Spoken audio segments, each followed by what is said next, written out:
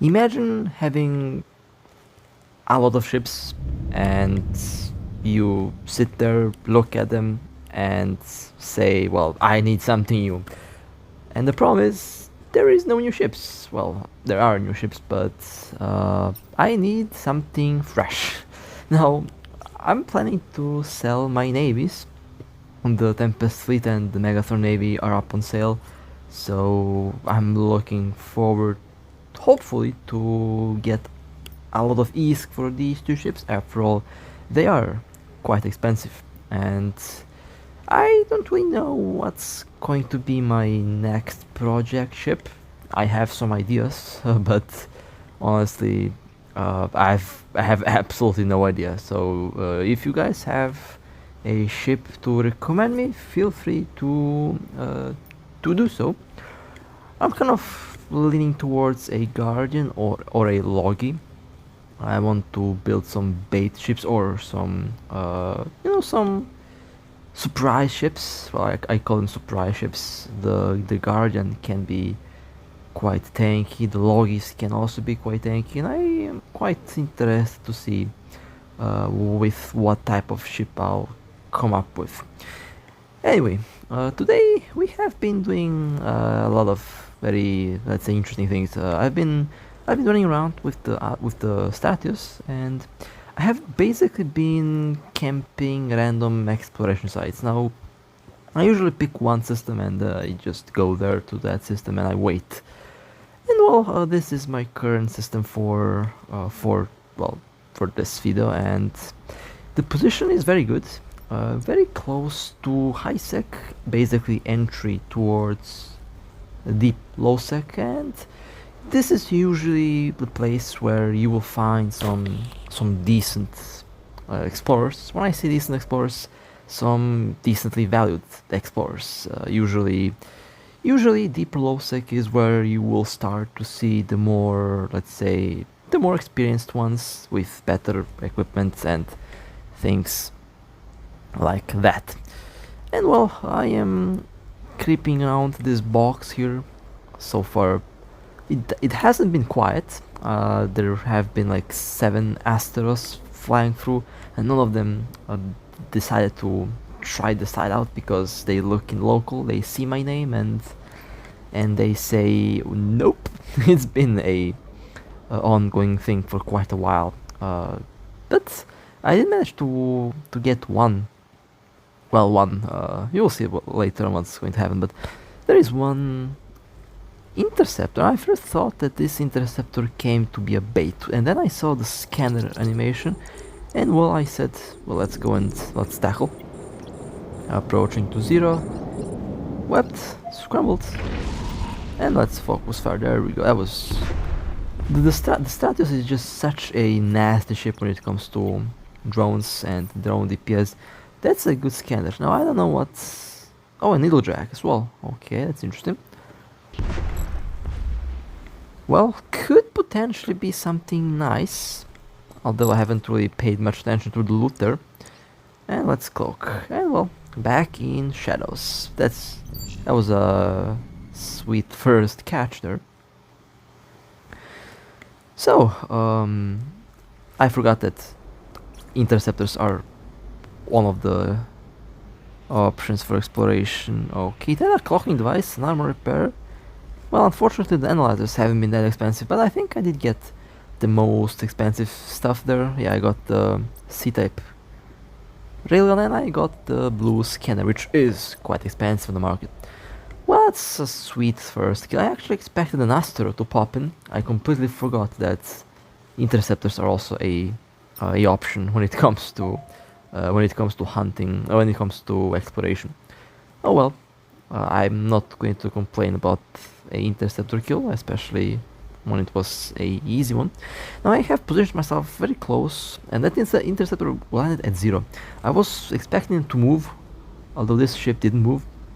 They basically warped and started to open boxes immediately, which was a big mistake, since I'm at 0, and the more expensive box here is actually quite close to me, so I don't have to move far. This site is perfect for camping, for waiting for explorers, because The most expensive box is close, and every single ship here that passes through is literally very close to you.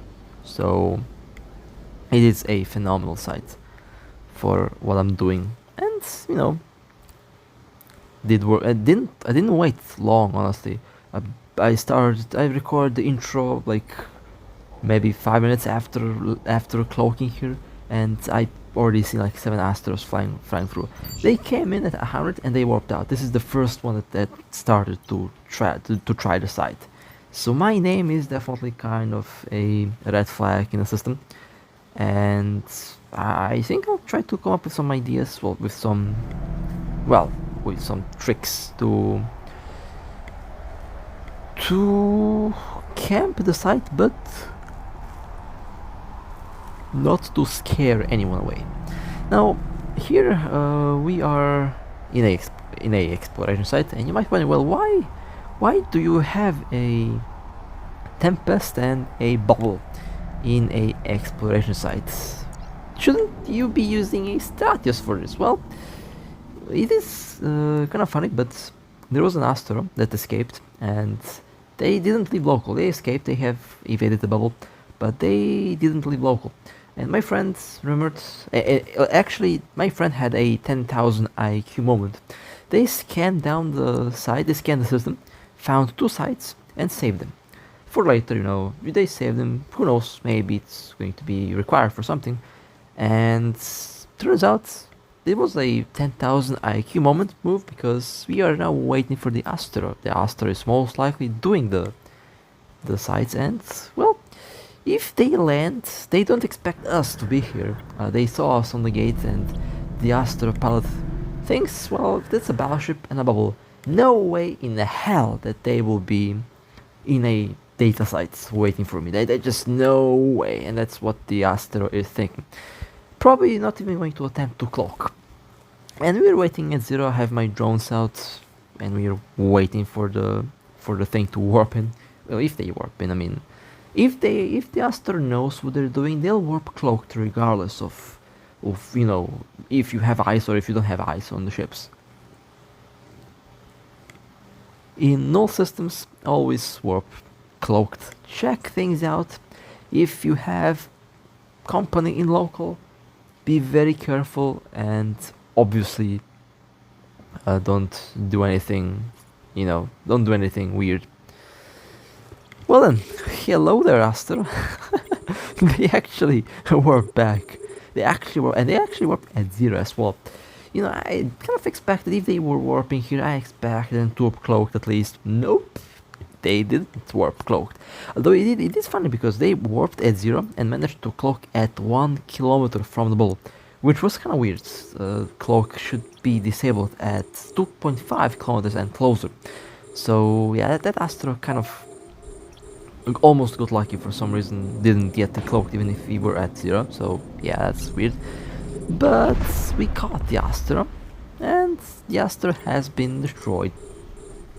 You know, that was funny. That was honestly funny, because it worked. This is such a 10,000 IQ moment move. I did not believe that they would warp decloaked and at 0 with 2 hostiles in local. You will never see me warp decloaked. I mean, I'm not even going to attempt the site if I see hostiles in local. And bro here yeeted at 0. That was funny. That was funny indeed. And a good kill. Didn't drop much loot. Surprisingly, I expected decent loot. That pilot, last time I saw the pilot, they had decent ship, decent value ship. But I guess they did decide to change the bling, which is fine, I guess. Was still a pretty funny kill, and I'm not going to complain. That was fun. That was fun and funny. Now, oh ho ho, we have a Adrestia. Now the Adrestia is probably one of the more rare special edition ships that you will find. Not many players fly the Adrestia. You will see a lot of Fiends, a lot of Cells, Cruisers, you know, a lot of Chameleons, but the Adrestia is on the rare side, a bit on the rare side. Mostly because of the way how the ship works, and it's not really a popular ship. It is a good ship, but it is rare, not many pilots fly. And it is such a lucky moment to catch one. They can be surprisingly tanky. I have to go back to the Adrestia and fight a bit more. But that was a good catch, and that was a good kill. No complaints for me. That was a very good catch. We did miss a couple of ships. We missed a Balgorn as usual. The moment we do something else, Balgorn pops in. But we got a Adrestia, and that's an expensive one. Now a little bit cursed. It has some Mark 7. We have a B-type. There's a Mark 7 module and integrations. Full integrations. So yeah. Ouch. That's a expensive and cheap ship at the same time. Impressive how that was able to be put in the same sentence. Undocking. But it is true. Nonetheless, that was one of the better kills that we had in the last couple days. It was beautiful, no complaints for me. Juicy kill whale and some B-types as well. That B-type dropped actually. It had a B-type blaster, so that was beautiful. Anyway, next Warp we drive have active. a Caracal. Well, for a Caracal, I'll have a Maler. Now my modules are all over the place. I had a very cursed build on this ship. I was fooling around with the Maler and I forgot to change the build back. So yeah, I wasted a bit of time to assemble the thing back, and I messed up some modules. I think I have two different type of C-types, C-type lasers. Never mind, same thing in the end. So where is the Caracal? They finished the mission, fortunately. Well, they were in a anomaly, so they're running anomalies, which means time to keep warping from anomaly to anomaly. And let's see if I manage to find it. Now I have no scanner on this thing. I'll just go the classic route. I'll just find it the old school route. As I mentioned before, I really do miss just running around the ship without a scanner from anomaly to anomaly. And I don't know. Scanners are nice and all. I mean, I like scanners. They made the game, well, maybe a bit more fun, maybe less fun, depending on how you look at things. I don't like how scanners have no counter. Well, they have a counter, of course, but you know, it's extremely easy to scan stuff down. And if it were a bit more difficult, if it were just a little bit more difficult, and if it had just a bit more, I guess, different mechanics to it, I wouldn't be. I mean, it would still be, I guess, fun, but it would be more challenging, you know. And I mean, maybe they do change that down the road. Who knows? Anything is possible. But yeah, scanners kind of didn't really take away the old school feeling. I mean, you can still go from anomaly to anomaly and find something, but it definitely isn't the same as it used to be. And I'm very glad that I had the opportunity to experience the game early on, because usually when you experience the game early on, it has that, yes, special feeling to it. Special, you know, it feels special, and with time that feeling does fade away with every game. So I'm very glad that I was able to capture that on video, so I can always, everyone can just always go back and basically just experience that again. Well, hello there, Caracal.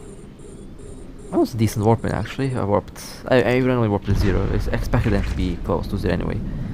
They have been scrambled, webbed, and now I'll approach and keep on shooting. Now this Maler is usually cheaply built. I just strapped every single module that I could see, and I didn't pay attention if I use C-types or normal modules, so yeah, that's kind of something I forgot to mention at the start of this clip. But yeah, the Maler usually has a, you know, normal build, but now I don't even know what I'm using, so yeah, could be Mark 1 modules for all I know, except lasers. I know I took C-type lasers, but everything else I don't really remember what I put there.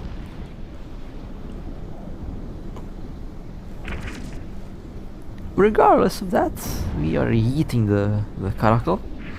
And I always said that low tier ship versus low tier ship is fun, and honestly I really like to fight this mother.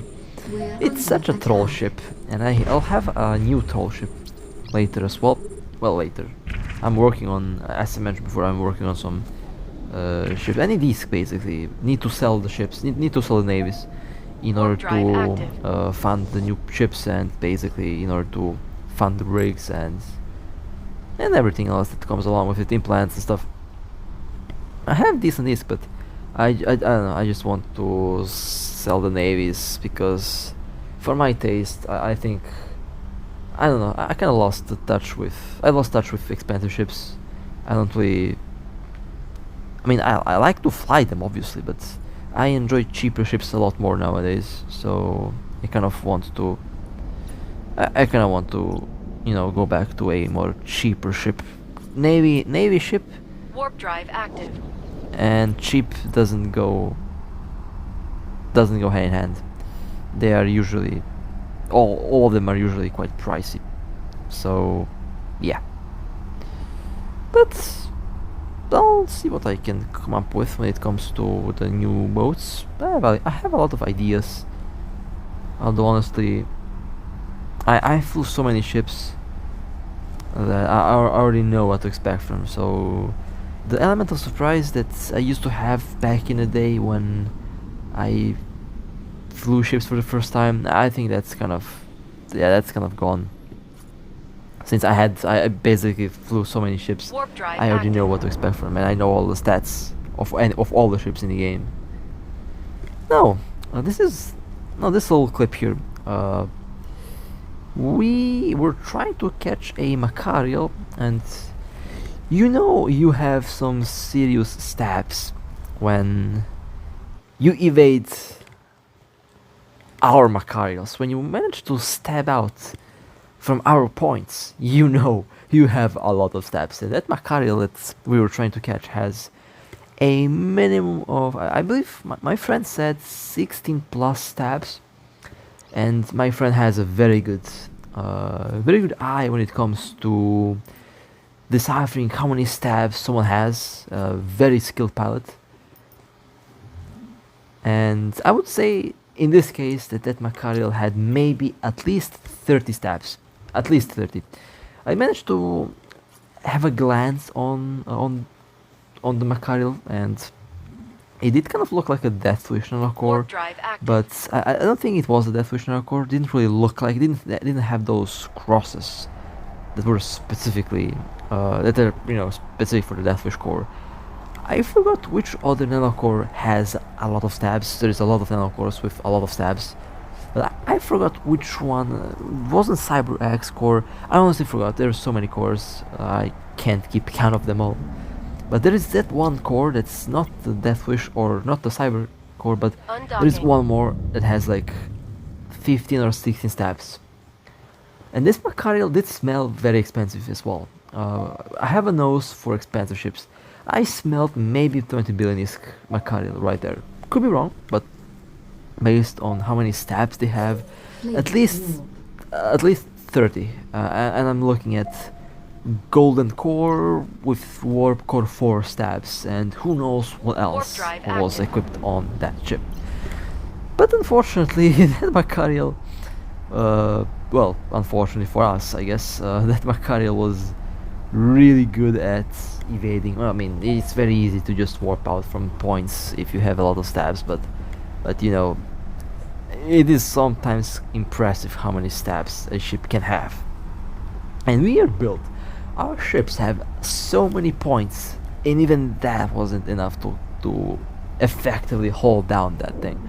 And besides that, they've also been really good at warping out on time, which, you know, is pretty good tactic. I mean, if you line and if you warp, that's fair play. I mean, I have no problem with ships warping out.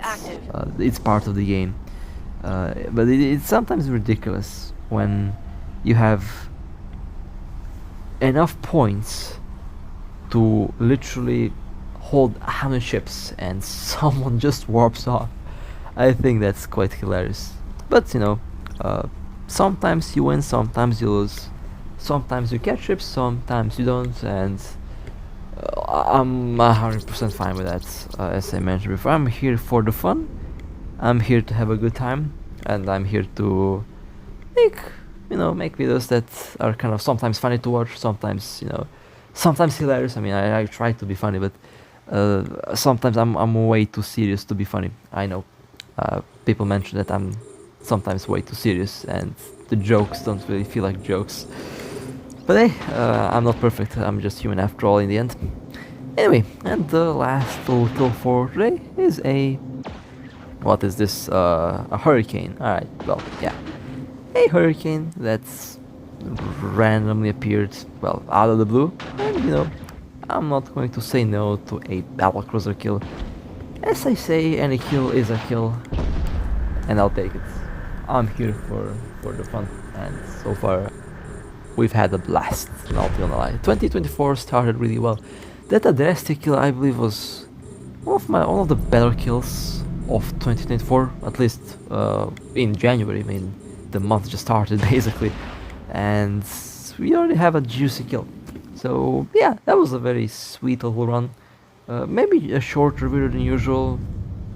Working on a lot of things, so trying not to, make things too long. I know that some of my videos are like 50 minutes long. I'll try to make it decently long, not too long but not too short, that type of thing. In any case, hope you guys enjoyed.